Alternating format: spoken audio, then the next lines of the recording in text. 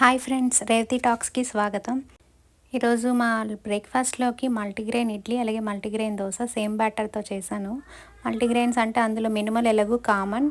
So దానిలోకి పెసలు, కొద్దిగా కొమ్ము శనగలు పచ్చవి, తర్వాత రాగులు, కొద్దిగా రైస్ అన్నీ కలిపి ముందు రోజు నానబెట్టుకొని బ్లెండ్ చేసేటప్పుడు కోర్స్గా కొద్దిగా బ్లెండ్ చేసుకొని దాన్ని ఇడ్లీ కోసం స్మూత్గా బ్లెండ్ చేసి దాన్ని దోశల కోసం పెట్టుకున్నాను. ఓవర్ నైట్ ఫర్మెంట్ అయిన తర్వాత ఇడ్లీ దోశ రెండు చేశాను అనమాట. ఇడ్లీ అంటే గుర్తొచ్చింది. నాకు పెళ్ళైన కొత్తలో అసలు అంటే నాకు ఇడ్లీ పాత్రలో పెడతారని తెలుసు. అల్యూమినియం ఉండేవి కదా, అలాంటిది తెలుసు. బట్ నాకు పెళ్ళైన కొత్తలో నాకు ఇడ్లీ స్టీల్ స్టాండ్ ఇచ్చారనమాట మా వదిన. కానీ దానికి ఇడ్లీ కుక్కర్ ఇవ్వలేదు. సో ఇడ్లీ కుక్కర్ అని విన్నాను కాబట్టి సో అది నా దగ్గర లేదని చెప్పి నా రైస్ కుక్కర్లో అది పెట్టి విజిల్స్కి పెట్టాను అనమాట, నాకు తెలియక.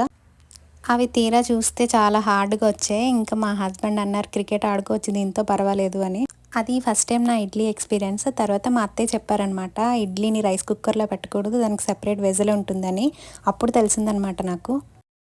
మీకు కూడా నా అలానే ఫస్ట్ టైం డిజాస్టర్ ఎక్స్పీరియన్సెస్ ఉంటాయి కదా, ఉంటే మీరు కూడా కమెంట్ చేయండి. అలాగే నా ఛానల్ నచ్చినట్లయితే సబ్స్క్రైబ్ చేసుకోండి. చాలామంది చూస్తున్నారు కానీ సబ్స్క్రైబ్ చేసుకోవట్లేదు. Please like, share and